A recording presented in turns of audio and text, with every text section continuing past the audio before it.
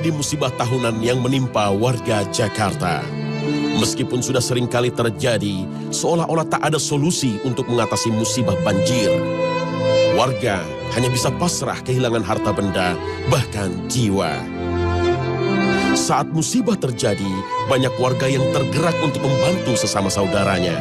Para pejabat turun tangan yang sudah semestinya jadi tanggung jawabnya.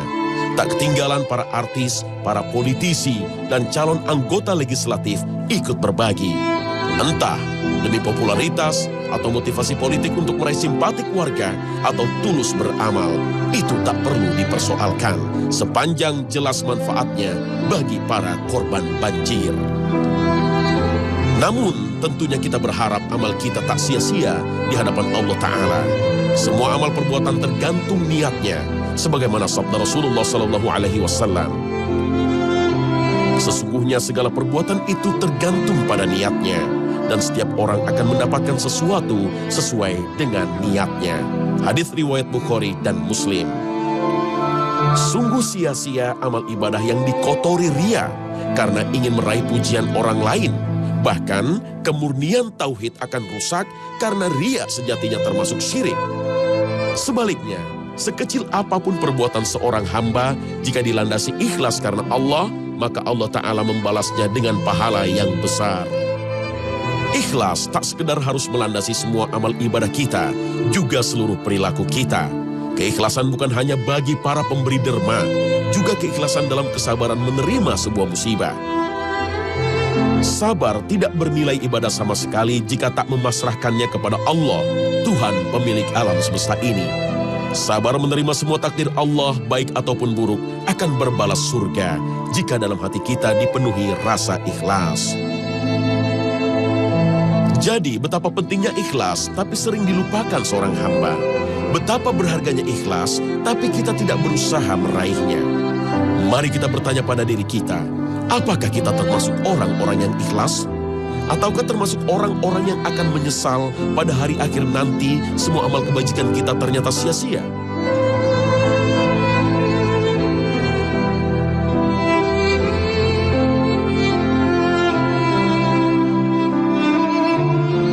Assalamualaikum warahmatullahi wabarakatuh.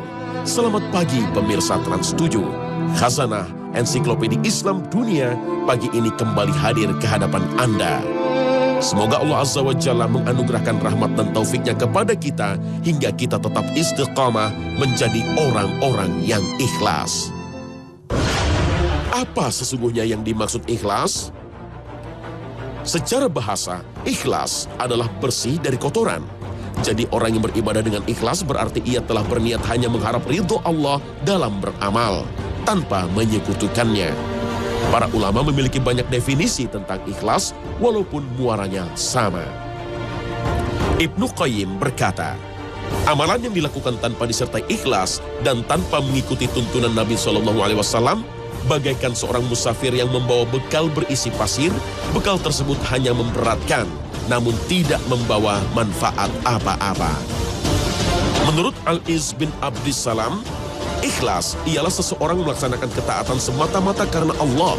Dia tidak berharap pengagungan dan penghormatan manusia, dan tidak pula berharap manfaat dan menolak bahaya. Sementara arti ikhlas menurut Syekh Muhammad bin Shalih Al-Utsaimin, apabila seseorang melaksanakan ibadah yang tujuannya untuk taqarrub kepada Allah dan mencapai tempat kemuliaannya. Landasan niat yang ikhlas adalah memurnikan niat karena Allah semata. Setiap bagian dari perkara duniawi yang sudah mencemari amal kebaikan, sedikit atau banyak, dan apabila hati kita bergantung kepadanya, maka kemurnian amal itu ternoda dan hilang keikhlasannya. Dalam Al-Quran, kata yang berakar dari kata ikhlas ditemukan dalam 30 ayat. Seperti dalam surat Al-Bayyinah, Allah Ta'ala berfirman, وَمَا أُمِرُوا إِلَّا لِيَعْبُدُوا اللَّهَ مُخْلِصِينَ لَهُ الدِّينَ حُنَفَاءَ وَيُقِيمُوا الصَّلَاةَ وَيُؤْتُوا الزَّكَاةَ وَذَلِكَ دِينُ الْقَيِّمَةِ. Allah tidak akan menerima amal ibadah kita kecuali yang sesuai dengan hukum syariat dan bersih dari tindakan syirik. Ikhlas sangat erat kaitannya dengan kemurnian tauhid dan akidah yang benar. Dalam banyak ayat Allah Ta'ala telah menyuruh hambanya untuk ikhlas yang artinya, ingatlah, hanya kepunyaan Allah lah agama yang bersih dari syirik. Dan orang-orang yang mengambil pelindung selain Allah berkata, kami tidak menyembah mereka, melainkan supaya mereka mendekatkan kami kepada Allah dengan sedekat-dekatnya. Sesungguhnya Allah akan memutuskan di antara mereka tentang apa yang mereka berselisih padanya. Sesungguhnya Allah tidak menunjuki orang-orang yang pendusta dan sangat ingkar. Al-Quran Surah Az-Zumar ayat 3. Dengan kata lain, ikhlas merupakan realisasi komitmen kita seperti yang kita baca dalam surat Al-Fatihah. Iyyaka na'budu wa iyyaka nasta'in. Hanya kepadamulah kami menyembah dan hanya kepadamulah kami memohon pertolongan. Lawan dari sikap ikhlas adalah syirik yang antara lain diwujudkan dalam sikap riya. Bila ikhlas adalah beribadat atau beramal soleh untuk mendekatkan diri kepada Allah, maka riya adalah beribadat atau beramal karena manusia atau karena selain Allah. Dalam Al-Quran banyak ayat yang menjelaskan sia-sia amal yang dilakukan karena riya, seperti diuraikan dalam surat Al-Baqarah ayat 264. Perumpamaan orang yang menafkahkan hartanya karena riya kepada manusia adalah bagaikan batu licin yang di atasnya ada tanah. Kemudian batu itu ditimpa hujan lebat sehingga menjadi bersih tanpa bekas. Maka demikianlah sia-sianya amal infak orang-orang yang riya dan musyrik. Bagi mereka tidak ada balasan pahala di akhirat nanti. Jadi untuk apa kita menghabiskan umur kita untuk beribadah dan beramal soleh jika ternyata sia-sia? Karena itulah, awalilah dengan niat karena Allah. Syekh Abu Thalib Al-Makki berkata, seperti halnya jasad tak bernilai tanpa ruh, demikian juga amal. Ia tak bernilai tanpa niat. Niat adalah hatinya hati. Kalau saja niatnya tidak bertempat di hati, entah seperti apa nilainya hati.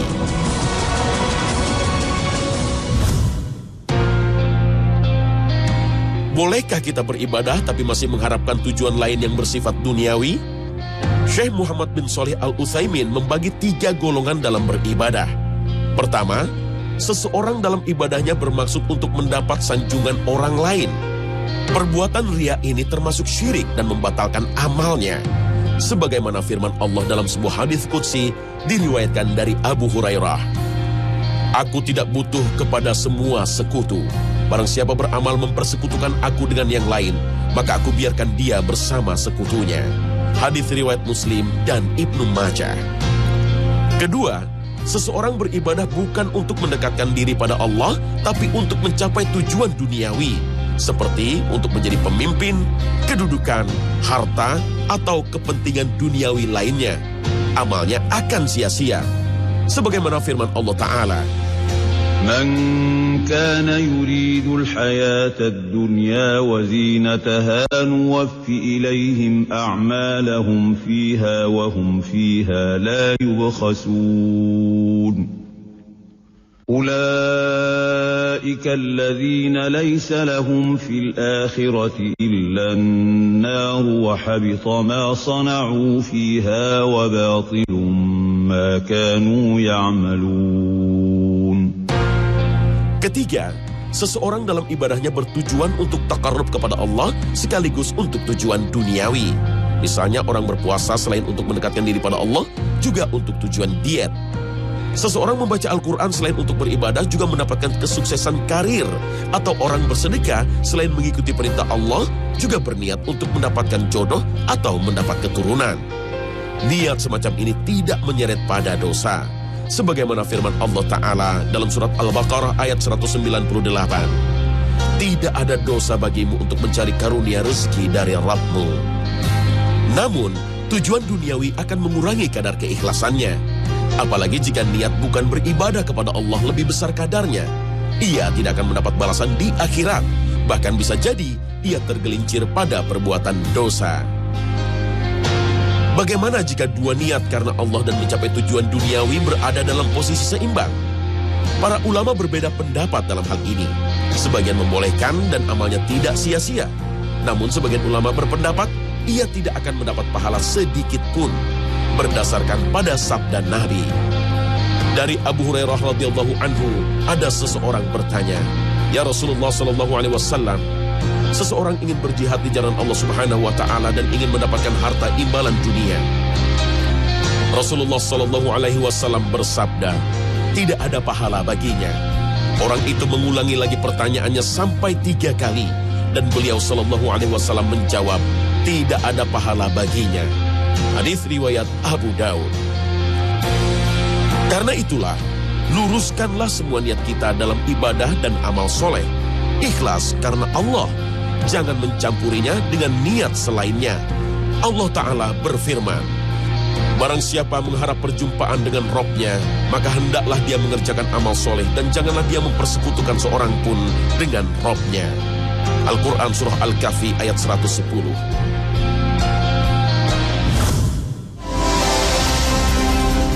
Keikhlasan seseorang hanya diketahui Allah semata. Namun ada beberapa ciri orang yang ikhlas yang bisa dijadikan cermin bagi kita. Antara lain, orang yang ikhlas senantiasa beramal dengan bersungguh-sungguh, baik dalam keadaan sendiri atau bersama orang banyak. Berbeda dengan orang riya, seperti yang disebut Ali bin Abi Thalib radhiyallahu anhu. Malas jika sendirian dan rajin jika di hadapan banyak orang. Semakin bergairah dalam beramal jika dipuji dan semakin berkurang jika dicela. Orang yang ikhlas, ia terjaga dari segala yang diharapkan Allah, baik dalam keadaan bersama manusia atau jauh dari mereka. Sebagaimana disebutkan dalam sebuah hadis, Rasulullah bersabda, "Aku beritahukan bahwa ada suatu kaum dari umatku datang di hari kiamat dengan kebaikan seperti gunung Tihamah yang putih. Tetapi Allah menjadikannya seperti debu-debu yang berterbangan.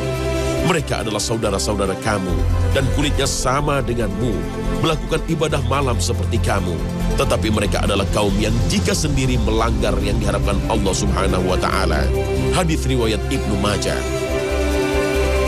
Orang yang ikhlas, hatinya dipenuhi rasa bahagia, ketenangan, dan kepuasan. Ia tidak bersedih jika orang lain tidak menghargai jerih payahnya. Ia tidak risau perilakunya dicela dan dihujat oleh orang lain. Andaikan semua orang membencinya, ia tetap teguh dengan pendiriannya, karena hanya mengharap ridho Allah. Tak terbersit di hatinya keinginan untuk dipuji, dihormati, atau meminta balasan dari manusia. Tujuan yang hendak dicapai orang yang ikhlas adalah ridho Allah, bukan ridho manusia. Sehingga ia senantiasa memperbaiki diri dan terus beramal, baik dalam kondisi sendiri atau di tengah keramaian. Dilihat orang atau tidak, mendapat pujian atau celaan. Karena mereka yakin Allah Maha melihat setiap amal baik dan buruk sekecil apapun. Orang ikhlas telah mencapai derajat ihsan, seperti yang dicirikan oleh Rasulullah ketika ditanya oleh malaikat Jibril tentang ihsan. Rasulullah menjawab, "Engkau beribadah kepada Allah seolah engkau melihatnya. Jika engkau tidak melihatnya, maka sesungguhnya Allah melihatmu." Bagi orang ikhlas, tidak ada yang perlu dirisaukan perkara dunia yang menimpanya. Ia menerima semua takdir, baik ataupun buruk, karena meyakini rahmat Allah tidak terbatas. Dunia baginya kecil dan sementara akhirat lebih baik dan lebih kekal. Orang yang ikhlas adalah kekasih Allah, seperti disebutkan dalam Al-Quran. Mereka adalah wali-wali Allah. Ingatlah, sesungguhnya wali-wali Allah itu tidak ada kekhawatiran terhadap mereka dan tidak pula mereka bersedih hati. Al-Quran Surah Yunus ayat 62. Orang yang ikhlas dianugerahi oleh Allah banyak keutamaan. Ia akan selamat dari kesesatan. Iblis tidak sanggup menggodanya, seperti dijelaskan dalam surat Al-Hijr ayat 39 sampai 40. Iblis berkata, "Ya Tuhanku, oleh sebab engkau telah memutuskan bahwa aku sesat, pasti aku akan menjadikan mereka memandang baik perbuatan maksiat di muka bumi. Dan pasti aku akan menyesatkan mereka semuanya, kecuali hamba-hamba engkau yang mukhlis di antara mereka." Dalam ayat lain, iblis bersumpah, "Demi kekuasaan engkau, aku akan menyesatkan mereka semuanya, kecuali hamba-hambamu yang mukhlis di antara mereka." Al-Quran Surah Shad ayat 82 hingga 83. Ayat ini merupakan penggalan kisah Nabi Adam alaihissalam dan pembangkangan pertama yang dilakukan oleh iblis terhadap Allah Azza wa Jalla. Iblis adalah hamba Allah yang membangkang durhaka, ingkar, sombong, dan terkutuk. Tapi yang diberi umur panjang oleh Allah dan dibiarkan untuk menyesatkan manusia. Orang-orang yang ikhlas tidak akan dapat digoda oleh iblis dan sekutunya karena mereka telah mendapatkan perlindungan dari Allah Ta'ala. Orang yang ikhlas mampu mengendalikan hawa nafsunya. Hawa nafsu merupakan salah satu potensi yang ada dalam diri manusia yang selalu cenderung untuk mengajak manusia kepada kesenangan-kesenangan badania, pemuasan syahwat, dan keinginan-keinginan rendah lainnya. Seperti kisah Nabi Yusuf saat digoda oleh istri pembesar Mesir. Berkat perlindungan Allah, Nabi Yusuf selamat dari godaan hawa nafsu yang menjerumuskan pada kemaksiatan. Orang yang ikhlas akan selalu mendapat penjagaan dan perlindungan dari malaikat dengan membisikinya berbagai kebaikan untuk melawan bisikan setan, sebagaimana dijanjikan Allah dalam firman-Nya. Sesungguhnya orang-orang yang mengatakan Tuhan kami adalah Allah, kemudian mereka meneguhkan pendirian mereka, maka malaikat akan turun kepada mereka dan mengatakan, janganlah kamu takut dan janganlah kamu merasa sedih, dan gembirakanlah mereka dengan surga yang telah dijanjikan kepadamu. Al-Quran, Surah Fussilat ayat 30. Orang yang ikhlas akan dicintai Allah dan makhluknya, baik penduduk bumi maupun penduduk langit. Lihatlah bagaimana kecintaan kita terhadap Rasulullah dan para sahabatnya. Berabad-abad telah berlalu, rasa cinta kita terhadap mereka tidak mungkin redup. Namanya telah terukir dalam hati. Semua perilakunya menjadi teladan. Lihat pula kecintaan kita terhadap para alim ulama. Perjuangan dakwahnya meninggalkan jejak abadi. Karya-karyanya dibaca penuh inspirasi. Merekalah pewaris para nabi. Rasulullah bersabda, sesungguhnya apabila Allah mencintai seorang hamba, maka dia menyeru Jibril dan berkata, wahai Jibril, sesungguhnya aku mencintai fulan, maka cintailah ia. Maka Jibril pun mencintainya.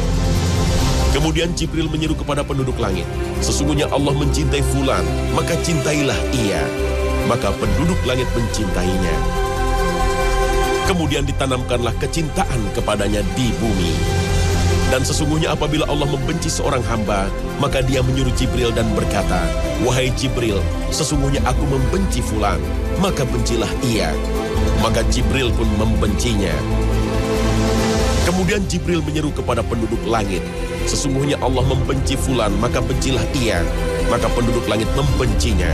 Kemudian ditanamkanlah kebencian kepadanya di bumi. Hadis riwayat Bukhari, Muslim. Sungguh beruntung jika kita menjadi hamba Allah yang dicintai Allah.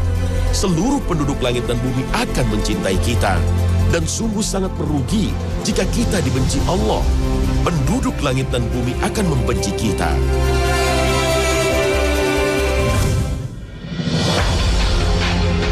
Ikhlas bukanlah perkara mudah seperti dijelaskan oleh banyak ulama. Imam Sufyan Ats-Tsauri berkata, tidaklah aku mengobati sesuatu yang lebih berat daripada mengobati niatku, sebab ia senantiasa berbolak-balik pada diriku. Sementara Yusuf bin Husain Ar-Razi berkata, sesuatu yang paling sulit di dunia adalah ikhlas. Aku sudah bersungguh-sungguh untuk menghilangkan riak dari hatiku, seolah-olah timbul riak dengan warna lain. Namun, tak ada jalan lain supaya amal kita diterima Allah Ta'ala kecuali memiliki keikhlasan. Karena itulah, selalu berdoa kepada Allah untuk menganugerahkan keikhlasan dalam hati kita, sebagaimana yang diajarkan oleh Rasulullah dalam sabdanya, ya muqallibal qulub, tsabbit qalbi ala dinik. Artinya, ya Rab yang membolak-balikan hati, teguhkanlah hatiku pada agamamu. Lalu seorang sahabat berkata, ya Rasulullah, kami beriman kepadamu dan kepada apa yang engkau bawa kepada kami. Beliau SAW menjawab, ya, karena sesungguhnya seluruh hati manusia di antara dua jari tangan Allah, dan Allah membolak-balikan hati sekehendaknya. Hadis riwayat Ahmad, Hakim, dan Tirmizi. Siapapun di antara kita akan menghadapi godaan dan bisikan setan. Setan akan selalu berusaha memalingkan hati kita dari jalan kebenaran. Tidak ada yang mampu menolong kita kecuali Allah Al-Ghafur Al-Wadud. Setan akan selalu membisikkan hati seolah-olah kita telah menjadi orang paling baik, paling soleh. Kemudian terbersit di hati keinginan dipuji dan disanjung karena kebaikan kita. Ikhlas dan riya ibarat air dan api, tak mungkin bersatu. Allah telah mengingatkan kita dalam firman-Nya yang artinya, Dan jika kamu ditimpa suatu godaan setan, maka berlindunglah kepada Allah. Sesungguhnya Allah Maha mendengar lagi Maha mengetahui. Al-Quran, Surah Al-A'raf ayat 200. Marilah kita bersihkan hati kita dari hawa nafsu, baik yang nampak maupun yang tersembunyi. Bersihkan hati kita dari riya, sombong, gila harta, dan kedudukan. Marilah kita bersihkan niat kita dari niat duniawi. Dan tutuplah semua pintu yang akan membawa setan ke dalam jiwa kita dengan selalu berzikir mengingat Allah. Ingatlah dengan firman Allah Ta'ala. قُلْ هَلْ نُنَبِّئُكُمْ بِالْأَخْسَرِينَ أَعْمَالًا الَّذِينَ ضَلَّ سَعْيُهُمْ فِي الْحَيَاةِ الدُّنْيَا وَهُمْ يَحْسَبُونَ أَنَّهُمْ يُحْسِنُونَ صُنْعًا. Selain berdoa untuk melatih keikhlasan, sebelum beramal bacalah bismillah. Kemudian evaluasilah niat kita dalam beramal. Ada beberapa amal yang dianjurkan untuk disembunyikan, antara lain sedekah, karena khawatir menimbulkan riya. Apalagi kita merasa tak sanggup untuk menanggung godaan pujian orang lain. Namun para ulama seperti Ibnu Hajar dan Al-Tabari berpendapat, sedekah yang sifatnya wajib lebih afdol terang-terangan daripada sembunyi. Sedekah yang sifatnya mustahab atau sunnah lebih afdol disembunyikan. Allah Ta'ala berfirman, jika kamu menampakkan sedekahmu, maka itu baik sekali.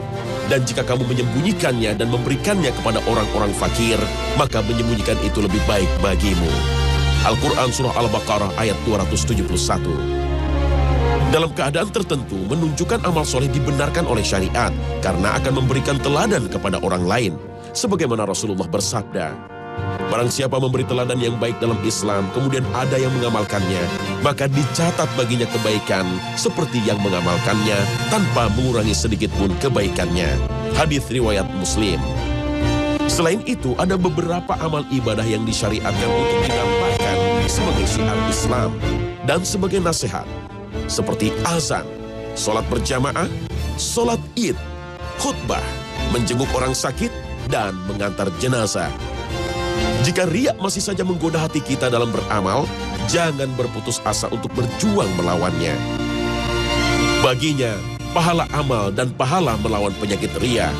Allah Maha tahu orang yang bersungguh-sungguh untuk meraih keikhlasan akan dibukakan jalan kemudahan sebagaimana janji Allah Ta'ala. Dan barang siapa yang berjihad untuk mencari keridhaan kami, benar-benar akan kami tunjukkan kepada mereka jalan-jalan kami. Dan sesungguhnya Allah bersama orang yang berbuat baik. Al-Quran Surah Al-Ankabut ayat 69. Istiqomahlah dalam beramal. Jika kita terus-menerus melakukan amal kebaikan dalam keadaan sendiri maupun di tengah orang banyak, sembari memohon pertolongan Allah, insya Allah kita sedikit demi sedikit akan meraih derajat orang yang ikhlas. Ikhlas adalah rahasia Allah dan hambanya. Malaikat pencatat tidak mengetahuinya, dan setan pun tidak mampu merusaknya. Tak ada yang bisa mengukur keikhlasan seorang hamba, kecuali Allah Azza wa Jalla.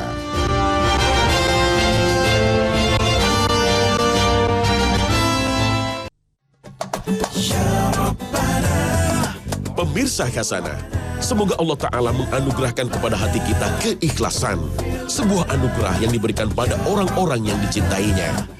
Istiqomahlah dalam beribadah, luruskan niat, ikuti syariat, dan berdoalah memohon pertolongannya.